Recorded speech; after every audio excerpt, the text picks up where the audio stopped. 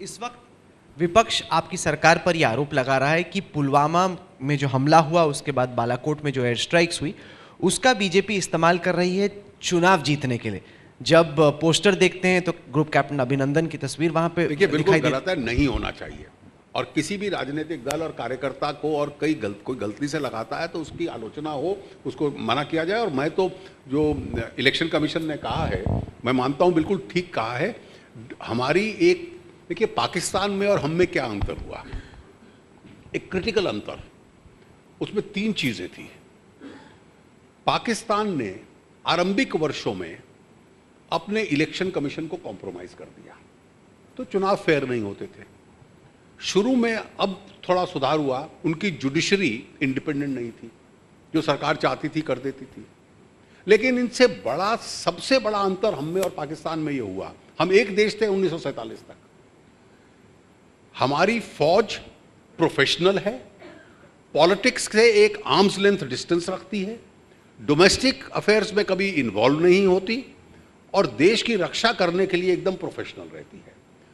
उनकी फौज जो है वो पॉलिटिकल एम्बिशन वाली फौज थी, वो राजनीति चलाती थी। इसीलिए उसके फौज के जनरल्स 4 बार मार्शल लॉ एडमिनिस्ट्रेटर्स बने।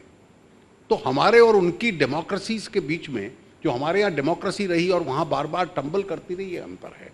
इसलिए हर राजनीतिक कार्यकर्ता को या व्यक्ति को या सामान्य व्यक्ति को भी ये समझ में रहना चाहिए, चाहे वो मेरा समर्थक हो चाहे मेरा विरोधी हो, कि आपको एकदम आर्म्ड फोर्सेस को पॉलिटिकल प्रोसेस से एक डिस्टेंस पे रखना चाहिए। और इसी में जो हमारी डेमोक्रेसी की एक स्ट्रेंथ है वो बरकरार रहेगी। तो आप कह रहे हैं कि आगे चल के नहीं होगा, क्योंकि कुछ ऐसा है कि ये कोई सरकार नहीं करती, ये राजनीतिक दल नहीं करते। कुछ तो नेता पहुंच कैमोफ्लेज जैकेट पहन के आ गए, कपड़े पहन के आ गए और उनको रैली में, उनको मना किया गया। मतलब कोई नासमझी से करे तो उसको मना भी किया जाता है, ऐसा नहीं है। मेरा सिर्फ कहने का ये उद्देश्य है कि इस विषय को हमें देश की भीतरी राजनीति के साथ नहीं जोड़ना चाहिए। जैसे मैं आपको बताऊं, ये बयान आ रहे हैं कि एक ने कहा पुलवामा खुद करवा लिया, दूसरे ने कहा कि पुलवामा के बाद बालाकोट चुनाव की वजह से किया। मुझे आप बताइए, कोई भी देश का प्रधानमंत्री हो या कोई भी सेना के 3 मुखिया हो, इसका पुलवामा से कोई लिंक नहीं था। पुलवामा से जिनका लिंक था, हमारी सिक्योरिटी फोर्सेस ने उनको कश्मीर में लिक्विडेट कर दिया। कोई एक आध बचा होगा तो कर देंगे उसको जब मौका मिलेगा उनको। आज हमारे देश को इंटेलिजेंस से इंफॉर्मेशन आती है कि ये कैंप में इतने कोर्सेज शुरू हो रहे हैं जिसमें हिंदुस्तान को टारगेट किया जाएगा अगले कुछ महीनों में। तो प्राइम मिनिस्टर क्या कहते कि भाई ये आरोप लगेगा कि इसका राजनीतिकरण हो जाएगा, इसलिए अभी मत चलो, इसको इग्नोर कर दो। ये तो देश के साथ खिलवाड़ होती if that intelligence information had been ignored.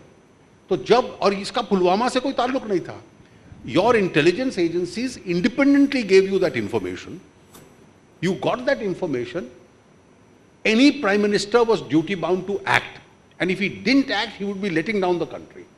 Now the question is, did he have the decisiveness and the broad shoulders to take a difficult decision? The Prime Minister had it.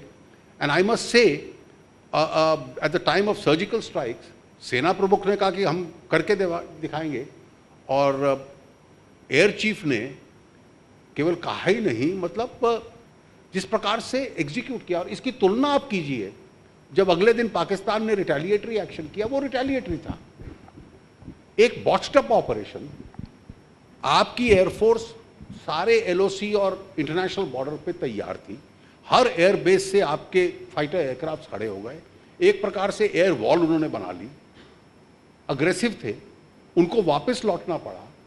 और आपका एक पायलट ऐसा कि जो उनको गिरा देता है, और गिराने के बाद वो वापस भी आ सकता था, फिर भी उस dog fight in the air में लगा रहता है। तो इसलिए जो एयरफोर्स ने किया है वो हर हिंदुस्तानी के लिए गर्व होना चाहिए। मतलब हम विपक्ष में थे 1971 में, लेकिन जो हमारी सेना ने किया, क्या हम सबको गर्व नहीं है उस पर? या हम कहें कि उसका सेना के शौर्य के लिए यहाँ पर इस सुरक्षा सभा में जोरदार तालियां हो सकती हैं। जो ऑपरेशन उन्होंने बहुत कामयाबी से किया, कई सारे जो नौसेना के अधिकारी हैं वो हमें मैसेज कर रहे हैं कि पहला जवाब भारत की सेना ने दिया, दूसरा वायुसेना ने, अगली दफ़ा मौका मिलना चाहिए नौसेना को।